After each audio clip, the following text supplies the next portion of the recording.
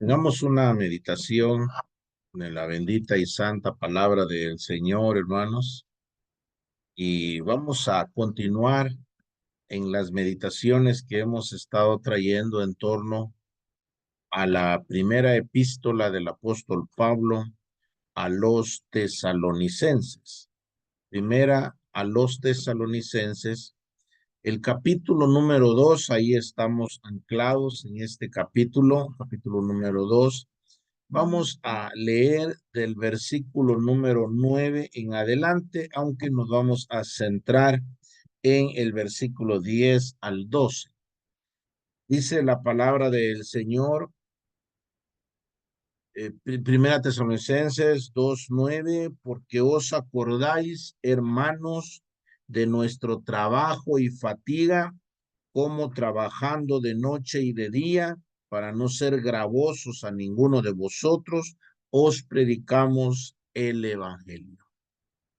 Vosotros sois testigos, y Dios también, de cuán santa, justa e irreprensiblemente nos comportamos con vosotros los creyentes, así como también sabéis de qué modo, como el Padre a sus hijos, exhortábamos y consolábamos a cada uno de vosotros, y os encargábamos que anduvieseis como es digno de Dios, que os llamó a su reino y gloria. Que el Señor bendiga nuestros corazones con su santa y bendita palabra.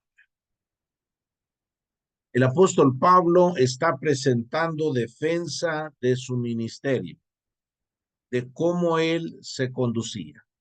Al apóstol Pablo lo habían estado acusando los judíos, celosos, malsanos, definitivamente, pero lo habían acusado al apóstol Pablo. Entonces el apóstol Pablo, el argumento, o a donde recurre, mejor dicho, a donde recurre el apóstol Pablo constantemente, es a su forma de comportarse delante de los hermanos. Por eso se repite mucho aquí unas expresiones como sabéis, vosotros mismos sabéis, vos acordáis, vosotros sois testigos, Dios es testigo, también sabéis. Se repiten mucho estas expresiones porque el apóstol Pablo apela al conocimiento que los tesalonicenses tenían del apóstol Pablo en cuanto a cómo él se comportaba en el ministerio. En el versículo 9 del apóstol Pablo, bueno, les ha venido diciendo que el apóstol Pablo no estaba trabajando en el ministerio por encubrir algún tipo de avaricia, no usó de palabras lisonjeras, aunque el apóstol Pablo no quería ser gravoso para los hermanos de Tesalónica, aunque él tenía derecho de esa manutención como apóstol o como ministro del Señor. En el versículo 9, el apóstol Pablo les presenta a ellos de cómo él trabajaba. Dice, nuestro trabajo y fatiga. O sea que el apóstol Pablo estaba trabajando, pero era fatigosa la actividad del apóstol Pablo. Ya señalábamos la sesión anterior cómo el apóstol Pablo tenía una agenda muy apretada, y el apóstol Pablo estaba por horarios. Muy salida la mañana, Pablo ya estaba levantado. El apóstol Pablo trabajaba en hacer tiendas y al mismo tiempo las vendía, por lo tanto, hasta el mediodía. Al mediodía el apóstol Pablo se iba a predicar el evangelio. Por ejemplo, durante 2 años estuvo predicando en la casa de aquel filósofo, la escuela, perdón, de aquel filósofo tirano, y así sucesivamente. En la tarde, cuando el apóstol Pablo podía tener un respiro, no cabe duda, y probablemente almorzaba, pero el apóstol Pablo iba a predicar, iba a buscar a personas pudientes para predicarles el evangelio. Y en la noche, cuando ya todos los amos se habían ido a dormir y no iban a necesitar más el servicio de sus esclavos, los esclavos se reunían, los esclavos cristianos se reunían para escuchar la palabra de Dios y el apóstol Pablo estaba ahí presente. Nuestro trabajo y fatiga. Aquí trabajo y fatiga probablemente se refiera a que el apóstol Pablo, a su trabajo de hacer tienda. Dice, como trabajando de noche y de día. Es decir, Pablo tenía la agenda bien apretada y él iba concordando entre la predicación del evangelio y su trabajo seglar. Y esto el apóstol Pablo lo hacía con gran satisfacción para no ser gravosos a ninguno de vosotros. Y os dice, predicamos el evangelio.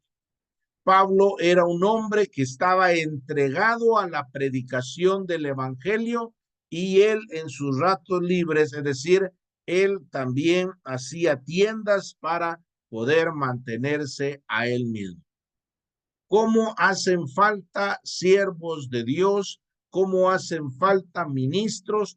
¿Cómo hacen falta hombres que sean entregados de la misma forma en que el apóstol Pablo se entregó a los hermanos de Tesalónica? Antes ya les había dicho el apóstol Pablo, tan grande ha sido nuestro afecto para vosotros que hubiésemos querido entregaros no solo el evangelio de Dios, sino también nuestras propias vidas, porque habéis llegado a sernos muy queridos.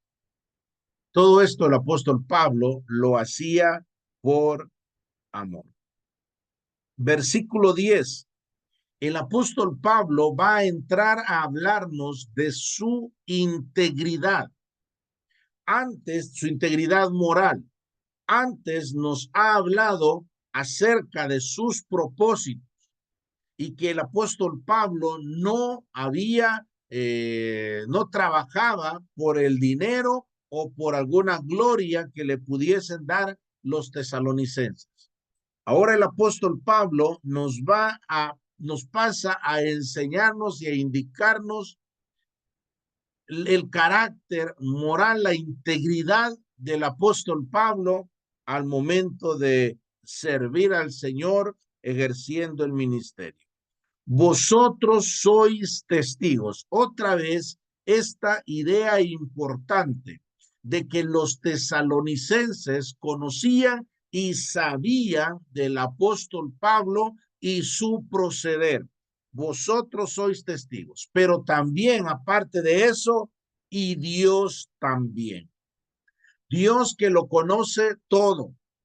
Dios que conoce los íntimos pensamientos y nuestro corazón. Dios que conoce perfectamente nuestras motivaciones y que a Él si no vamos a engañarle por nada, porque Él sí lo sabe. Pablo pudo haber engañado a los tesalonicenses y ellos podían estar creídos de las verdaderas intenciones del apóstol Pablo, pero si no era así, Dios, él sí conocía perfectamente del apóstol Pablo. Así es de que no es poca cosa llamar e invocar a Dios para que él sea testigo de nuestros actos, testigo de nuestras motivaciones, testigo de lo que nosotros hacemos. Vosotros sois testigos de cuán santa, justa e irreprensiblemente nos comportamos con vosotros los creyentes. Pablo va a hablar ahora desde el punto de vista moral. Y dice que el apóstol Pablo presenta tres características de su comportamiento entre los creyentes. Dice que él se comportó de manera santa, de manera justa y de manera irreprensible delante de los creyentes. Dice, Pablo se comportó de manera santa. Esta palabra puede significar de manera piadosa o de manera santa. Aquí se refiere y abarca la totalidad de la vida del creyente, no solamente de su relación con Dios, sino absolutamente todo en la vida del creyente, pero especialmente en su relación con Dios. Es decir, nosotros tenemos que comportarnos de manera santa con todos los hombres, en nuestros pensamientos, en nuestros sentimientos, en nuestra voluntad, pero especialmente en nuestra relación con Dios. Permítame hablarle así brevemente de 4 tipos de santificación o de santidad. La palabra santo, santa, literalmente es apartado, ser apartado o ser separado. Existen 4 tipos de santidad.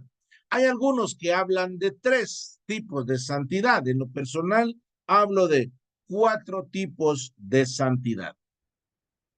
Por un lado tenemos número 1, le voy a ir dando en orden, no del que Pablo trata acá, sino en orden de sucesos, y es la santificación preexistente. Es decir, le llamo de esta forma, es decir, una santificación, un apartamiento que el Señor hace de ciertos individuos para un servicio específico, y esto antes de que Él naciera, antes de que esta persona nazca.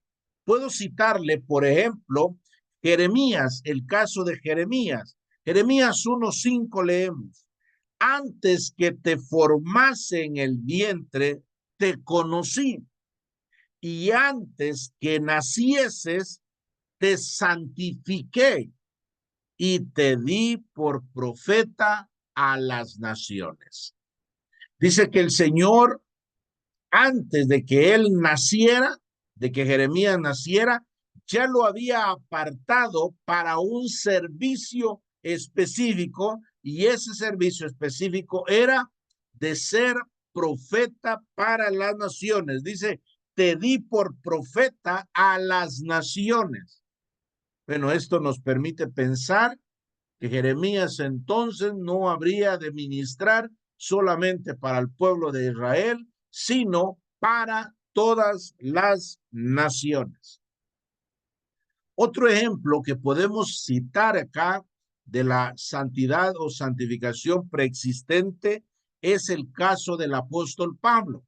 En Gálatas capítulo 1 y versículo 15 dice: pero cuánto agradó a Dios que me apartó. La palabra santidad o santificación quiere decir apartar, separar. Cuánto agradó a Dios que me separó, me apartó, me santificó desde el vientre de mi madre y me llamó por su gracia. Me llamó por su gracia. O sea que el apóstol Pablo, desde que estaba en el vientre de la madre, el Señor ya lo había apartado a él para que él sea apóstol, apóstol y apóstol para las naciones también.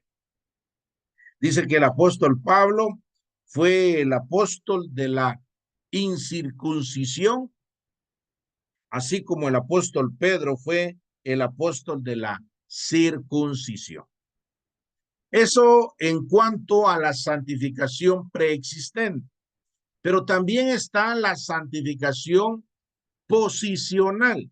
Y esto quiero citar en 1 Corintios capítulo 1 y versículo 30. Mas por él estáis vosotros en Cristo Jesús, el cual nos ha sido hecho por Dios como sabiduría, justificación, santificación y redención. 4 bendiciones que encontramos en este pasaje. 4 bendiciones que todo creyente en Cristo Jesús tiene en Cristo Jesús. Una de ellas es la sabiduría. Nosotros somos sabios en Cristo Jesús. Otro es la justificación. Nosotros ya somos declarados justos en Cristo Jesús. Santificación. Nosotros somos declarados santos en Cristo Jesús. Y tenemos redención. Nosotros ya somos redimidos en Cristo Jesús, porque Él es la bendición de todas, es la llave de todas las bendiciones de Dios. Así de que nosotros tenemos una santificación posicional. Posicional. Cuando una persona viene al Señor Jesucristo, Dios entonces lo separa, lo aparta del mundo, de los demás perdidos, del pecado, y lo separa para su gloria. Y Él está, dice la palabra de Dios, que nuestra vida está escondida con Cristo en Dios, y que nosotros estamos sentados en los lugares celestiales con Cristo. Esto se nos hace un poco difícil de entender, pero si la Biblia lo dice, yo lo creo, que estoy sentado en los lugares celestiales con Cristo. Es decir, posicionalmente yo estoy en Cristo Jesús. Dice la palabra de Dios, o nos dice esta acepción de la palabra santificación, de la santificación posicional, es decir, ya estamos nosotros posicionados como santos. ¿Significa que ya no pecamos? ¿Significa que ya es una pregunta? ¿Significa que el pecado ya no nos atosiga? ¿Significa entonces que para nosotros, que nosotros ya no podemos pecar más? Bueno, el apóstol Juan nos dice que aquel que dice que no tiene pecado, le ha hecho, él es mentiroso y le ha hecho a Dios mentiroso. Entonces, ¿cómo compaginamos esta situación? En Cristo Jesús, Dios lo mira a usted como una persona santa, si usted está en Cristo Jesús. Para el Señor, para Dios, todo el proceso ya ha sido completado y usted es santo, aunque en la práctica todavía nos atosigan nuestros pensamientos, nuestros sentimientos, todavía pasa eso, todavía. Nosotros necesitamos regresar al Señor siempre para el perdón de nuestros pecados de una manera ya no judicial, como ocurrió el día de nuestra salvación, sino de una manera paternal, para que aprendamos a gozar de su amistad. Dice la palabra de Dios que si tenemos comunión unos con otros, que si andamos en luz, como Él está en luz, tenemos comunión unos con otros, y la sangre de Jesucristo, su Hijo, nos limpia de todo pecado. Así de que la santificación posicional no significa que en la práctica nosotros ya no cometemos pecado. Lo que significa es que en Cristo Jesús somos declarados santos de parte de Dios. Posicionalmente somos santos. Quiero mencionar el versículo 1 de este capítulo 1 de Corintios. Dice 1:1, Pablo, llamado a ser apóstol de Jesucristo por la voluntad de Dios, y el hermano Sóstenes. Versículo 2, a la iglesia de Dios que está en Corinto, a los santificados en Cristo Jesús, llamados a ser santos, con todos los que en cualquier lugar invocan el nombre de nuestro Señor Jesucristo, Señor de ellos y nuestro. Vea usted cómo el apóstol Pablo llama a los creyentes. Dice que son a la iglesia de Dios que está en Corinto, que ellos son santificados en Cristo Jesús. Son apartados, separados en Cristo Jesús. Pero al mismo tiempo les dice llamados a ser santos. El propósito de nuestro llamamiento, el propósito de nuestra salvación es para ser santos, para eso, para ser santos. Y aquí se refiere a la santificación progresiva. Ya le voy mencionando tres: la santificación preexistente, la santificación posicional, la santificación progresiva.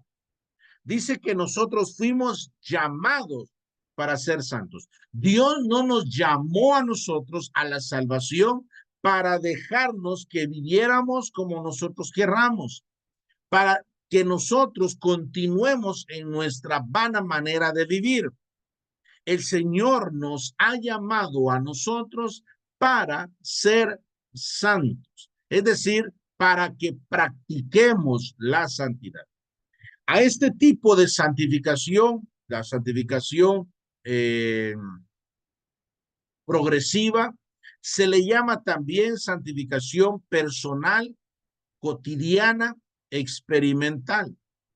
Es una santificación progresiva porque es necesario que vayamos progresando. Es una santificación personal porque la hago yo para mí mismo. Claro, trae bendiciones y beneficios a las otras personas, a quienes están a mi alrededor, por el testimonio, pero yo soy el que debo de centrarme y trabajar en esto. En la santificación posicional, nosotros no hacemos nada porque es Dios quien nos eleva a una posición de santos. Él nos mira y prefiere vernos a través de su Hijo amado. En la santificación progresiva, personal, allí sí nosotros hacemos algo.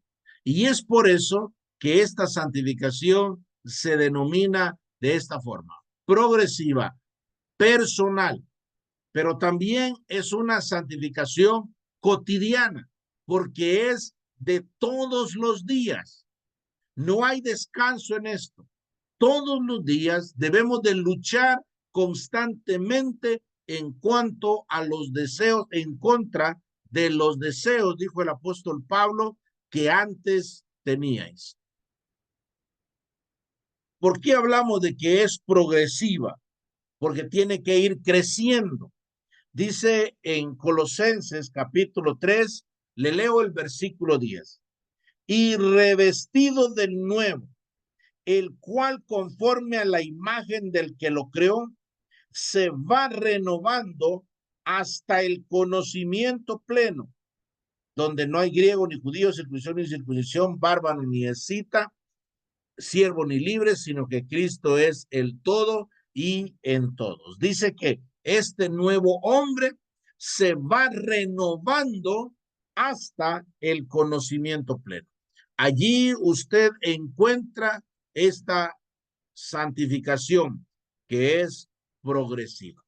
Y luego tenemos otro tipo de santificación, la última, la cuarta, y es la santificación perfecta. Algunos le denominan a este tipo de santificación como la santificación absoluta, la absoluta. Quiero leerle en 1 Corintios capítulo 15, versículo 51. He aquí os digo un misterio, no todos dormiremos, pero todos seremos transformados. En un momento, en un abrir y cerrar de ojos, a la final trompeta, porque se tocará la trompeta y los muertos serán resucitados incorruptibles y nosotros seremos transformados. Porque es necesario que esto corruptible se vista de incorrupción y esto mortal se vista de inmortalidad. Y cuando esto corruptible se haya vestido de incorrupción y esto mortal se haya vestido de inmortalidad, entonces se cumplirá la palabra que está escrita: sorbida es la muerte en victoria. Esta es la santificación perfecta. ¿Se recuerda usted que le cité Colosenses 3:10?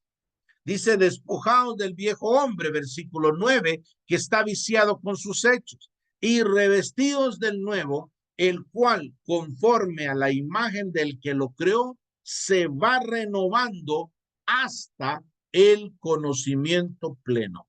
Esto dice que es hasta el conocimiento pleno. El conocimiento pleno es el día de la glorificación. El día de la glorificación, cuando el Señor toque este cuerpo que aún está vendido al pecado, este cuerpo mortal, el Señor lo toque y lo transforme.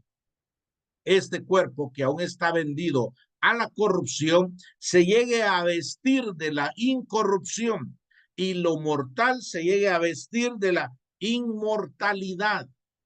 Quiero leerle Filipenses capítulo 3, el 20 le voy a leer: más nuestra ciudadanía está en los cielos, de donde también esperamos al Salvador, al Señor Jesucristo, el cual transformará el cuerpo de la humillación nuestra para que sea semejante al cuerpo de la gloria suya, por el cual puede también sujetar a sí mismo todas las cosas. Así es de que esta santificación progresiva se refiere, perdón, la santificación perfecta se refiere a el día de la glorificación. ¿Cómo seremos? ¿Cómo seremos cuando seamos glorificados? Pablo nos dice entonces, volviendo a 1 Tesalonicenses 2:10, vosotros sois testigos, y Dios también, de cuán santamente nos hemos comportado con vosotros. ¿A qué tipo de santificación se refiere el apóstol Pablo? La posicional, pues ya está posicionado en Cristo. La experimental, a eso se está refiriendo. La perfecta, hacia allá va el apóstol Pablo. Entonces aquí se refiere a la experimental, a la progresiva, a la personal. Cuán santa, y luego habla de justa, justa. Esta palabra quiere decir, o es vivir justamente, es ceñirse a altas normas de justicia, es andar bajo altas normas, las normas de Dios. Y aquí, igual que la santidad, se refiere a todo el creyente, toda la vida del creyente, especialmente, bueno, en su relación con Dios y su relación con los hombres, especialmente con sus semejantes. Si la vida de santidad santamente hace énfasis en su relación con Dios, la vida justamente hace referencia, y más principalmente, a su relación con sus semejantes. Las escrituras nos indican la manera en que debemos de comportarnos con nuestros semejantes. Este tipo de justicia, nosotros tenemos en las escrituras la justificación por medio de la fe. La justificación por medio de la fe. Y esto es en Cristo Jesús. Justificados pues por la fe, tenemos paz para con Dios por medio de nuestro Señor Jesucristo.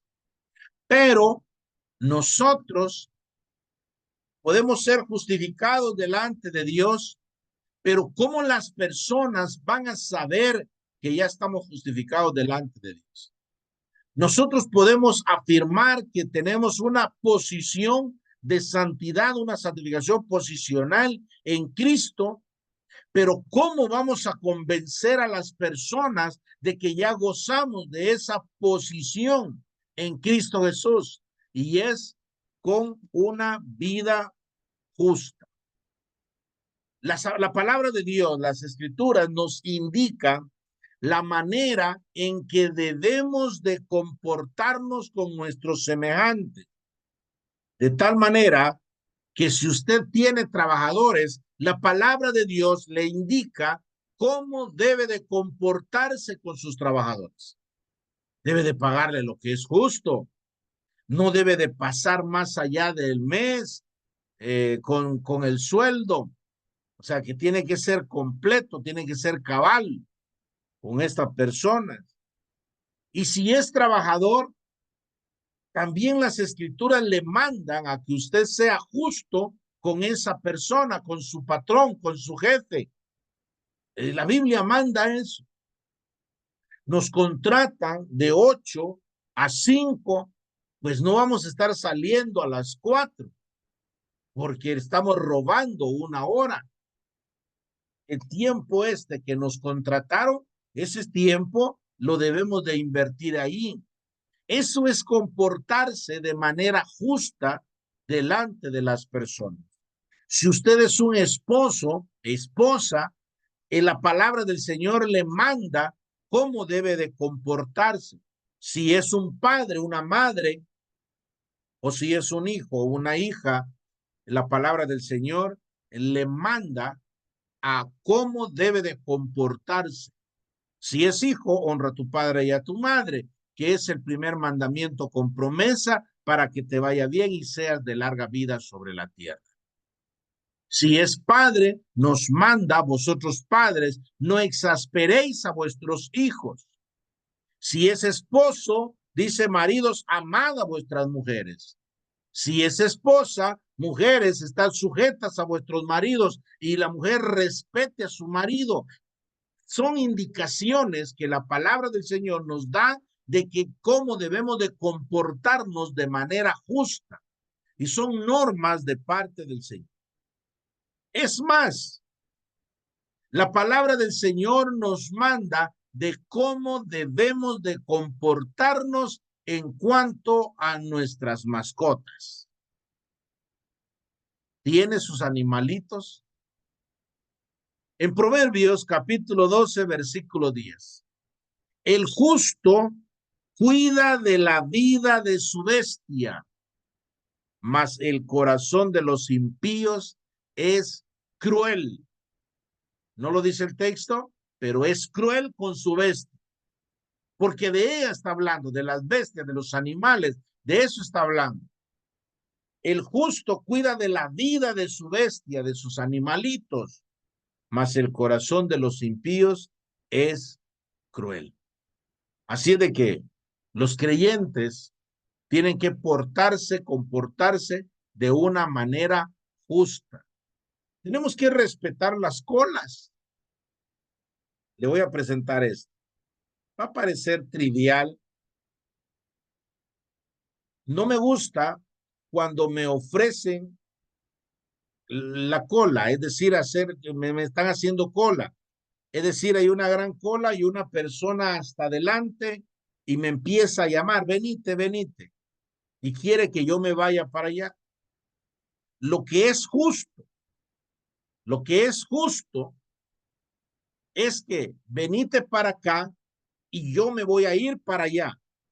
Me quiere hacer un favor y un verdadero favor, entonces, mira, yo me sacrifico y me paso yo allá donde estás, hasta atrás, y vos te venís para acá y estás más cerca de donde está el servicio, de lo que nosotros queremos llegar. ¿Qué sucede si me llaman y yo accedo a ir? Llego hasta donde me están haciendo la cola o donde me están ofreciendo que llegue, voy a ser injusto con las demás personas. Entonces, hasta en eso, hasta en eso. Por eso le digo, no me gusta cuando me dicen venite, pasate para acá. No me gusta. Gracias. Les agradezco y me quedo ahí donde me encuentro. Y dice que el apóstol Pablo se comportó de una manera santa, de una manera justa y también de una manera irreprensible. Esta palabra significa literalmente sin causa de reproche, que no permite reproche alguno, pero no es que no lo permita porque nadie lo puede tocar, no es que lo permita porque si no se empurece en gran manera, sino porque su vida misma es ejemplar y no va a ser dado tan fácilmente para que lo saquen a un juicio, porque su vida es ejemplar. Otra vez, la palabra irreprensible no significa que ya no cometa un pecado. No significa eso. Lo que significa es que no dan lugar para señalamientos, para señalamientos. Trata de comportarse de una manera íntegra en la presencia de Dios, sin mezcla alguna delante de sus semejantes. Sus motivaciones, sus pensamientos, sus sentimientos están en concatenación con sus acciones. O sea que sus acciones están en íntima relación con lo que él piensa, con lo que él siente y con el propósito, el motivo por el cual él está haciendo esas cosas. Me llama la atención que esta palabra irreprensiblemente es uno de los requisitos o el primer requisito que el apóstol Pablo pide y exige para aquel que quiera ser tanto anciano como diácono. Dice la palabra de Dios que el que anhela obispado, buena obra desea, pero es necesario que el obispo sea irreprensible, marido de una sola mujer, etcétera. Pero dice irreprensible, que no admita acusación o que no haya de qué acusarle a este hermano. No cabe duda, se refiere a la madurez, que todo creyente debe de tener y al cual debe de aspirar. De verdad, hermanos, al considerar estas tres características con las cuales el apóstol Pablo se condujo delante de los hermanos de Tesalónica, de verdad he llegado a la conclusión de que nosotros bien podemos vivir como príncipes, como verdaderos hijos del rey, como verdaderos hijos del Rey de Reyes y Señor de Señores, pero muchas veces vivimos como mendigos. No me estoy refiriendo a dinero ni a posesiones materiales, sino a una vida de integridad, de santidad, de justicia, de irreprensibilidad delante de Dios y delante de todos los hombres.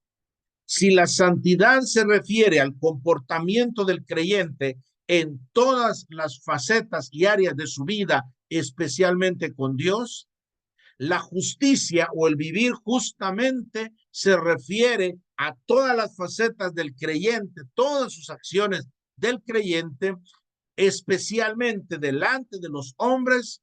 La irreprensibilidad se refiere a vivir a todas las facetas del creyente delante de Dios y delante de los hombres, de tal manera que ni los hombres tengan señalamiento de él y ni Dios tenga señalamientos de ese hermano, de esa hermana.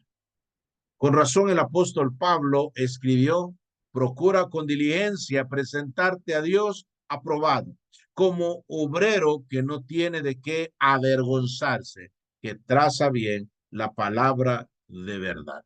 Esa debe ser nuestra preocupación y nuestra diligencia de ser presentados delante de Dios aprobados y que no tengamos nada de qué avergonzarnos. Dice el versículo 11, ¿cómo nos comportamos con vosotros los creyentes? Así como también sabéis de qué modo, como el Padre a sus hijos, exhortábamos y consolábamos a cada uno de vosotros y os encargábamos que anduvieseis como es digno de Dios, que os llamó a su reino y gloria. Dice el apóstol Pablo, y ahora él nos va a hablar acerca de su autoridad. Pablo tiene autoridad, pero el apóstol Pablo no va a imponer su autoridad. Decíamos que cuando el apóstol Pablo utiliza el símil de una madre, se enfatiza la ternura, la dedicación, el servicio abnegado de una madre, que lo único que obtiene esa madre es la satisfacción cuando está amamantando a su propio hijo, es la satisfacción de verlo y saber que lo ha sustentado, porque al contrario, ella sufre cuando le da de mamar, la muerde en sus pezones, etcétera.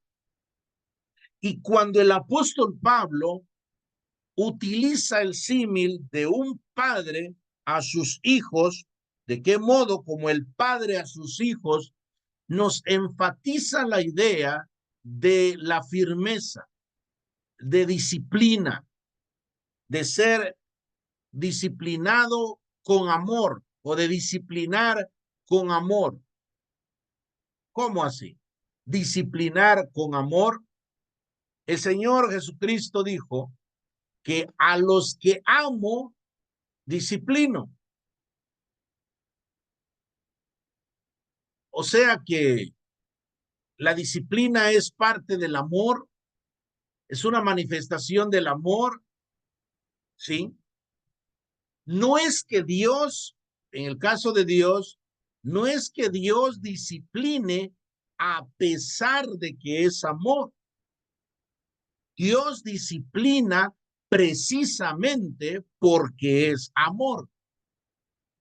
Nosotros, los padres, debemos de disciplinar no a pesar de que amemos a nuestros hijos, sino precisamente porque los amamos. Y el apóstol Pablo disciplina, es enérgico, es firme en su hablar, no a pesar de que es amor, sino precisamente, o a pesar de que ame, sino precisamente porque ama, es que él va a ser firme. Y la actividad, la firmeza, la disciplina, la autoridad del apóstol Pablo se ve reflejada en tres actitudes que él toma. Por un lado, os exhortábamos. La palabra exhortar es animar, es excitar, es avivar. Un ejemplo de esto, cuando la llama ya se está apagando, entonces venía la abuelita y decía, atiza el fuego, mamá Teresa, mira, atiza el fuego. Y entonces iba uno y movía los, los, los palos, la leña, los tizones, y entonces otra vez la llama empezaba, o se le echaba más carbón, o se le echaba aire, pero esa es la idea de la palabra exhortar, es animar, es excitar, es avivar. No tienen nada que ver con la connotación que nosotros le damos ahora. Hay veces que tal vez hubo una palabra de sana doctrina Y entonces los hermanos salen comentando y dicen, hoy sí hubo palabra, hoy sí hubo exhortación. No, la exhortación tiene que ver con animar, excitar, avivar. Y luego dice Pablo, nosotros exhortábamos y consolábamos a cada uno de vosotros. Esta palabra, consolar, literalmente significa llamar cerca. Llamar cerca. No es lo contrario, dejar que se vaya, dejar que esté lejos, sino llamar cerca, mantener a esa persona. Cuando nosotros consolamos, procuramos mantener a esa persona cerca. También puede significar estar cerca. Muchas veces nosotros, para consolar a otros, muchas veces tal vez no tenemos palabras, pero basta con que nosotros nos pongamos a la disposición. Aquí estoy, hermano. Aquí estoy. No sé en qué le puedo servir, pero ahí estamos a la orden. Consolábamos a cada uno de vosotros. No cabe duda que estas dos acciones van íntimamente relacionadas en el contexto de los hermanos de Tesalónica. ¿Cómo necesitaban ser exhortados? ¿Cómo necesitaban ser exhortados, animados para que sigan adelante? Porque la persecución estaba a la orden del día y con ellos. ¿Cómo necesitaban ser consolados los hermanos? Porque la persecución estaba a la orden del día y con ellos. ¿Cómo necesitaban ser exhortados y consolados? Pues al parecer habían muerto algunos de los hermanos de ahí con ellos. ¿En qué sociedad, en qué época no hay muertos? Claro que siempre tenemos muertos. Entonces ellos cómo necesitaban, y al parecer ellos necesitaban mucho de la consolación.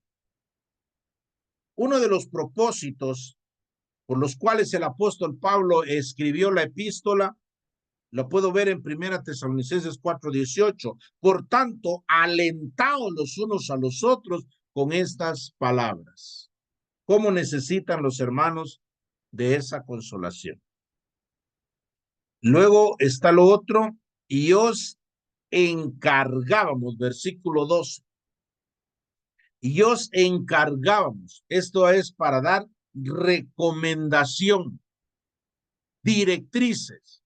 Hoy se hace esto, se hace aquello, se hace lo otro, o sea, estar dando directrices, esa es la idea. Os encargamos. Ahora, ¿cuál era el encargo del apóstol Pablo?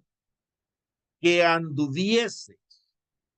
Esta palabra andar, anduvieseis, en el griego es peripateo y significa andar todo alrededor de, es decir, andar todo alrededor de. Peripateo viene nuestra palabra periférico, periferia, andar todo alrededor de. Entonces allí es necesario que nosotros andemos alrededor sin dejar ningún área, sin dejar nada en que nosotros podamos andar. Y dice Pablo que anduvieseis como es digno de Dios, como es digno de Dios. Dios no espera menos de nosotros. Vamos a andar como es digno, como Él se merece, como se merece. Nosotros esperamos que las personas que estén en un cargo, en una posición de dignatario, esperamos de que ellos se comporten como es digno de esa posición, que no sea por gusto. Y aquí dice Pablo, como es digno de Dios, como es digno de ser un hijo de Dios, de ser un siervo de Dios, como es digno de aquel que le pertenece a Dios, como es digno de Dios, que os llamó a su reino y gloria. Así de que nuestra vida tiene que ser ejemplar, tenemos que vivir como es digno de Dios, porque Él nos ha llamado a su reino y gloria, porque Él nos ha salvado, porque Él nos dio la salvación, porque Él nos dio al Señor Jesucristo. Así de que tenemos que comportarnos y andar como es digno de Dios, porque Él nos ha dado a nosotros. Vamos a quedarnos acá, amados hermanos. Vamos a continuar en una próxima oportunidad, a donde ya está cordialmente invitado, invitada, para que nos acompañe en estas meditaciones en torno a la primera a los tesalonicenses. Quedémonos acá y que el Señor bendiga sus palabras. Amén.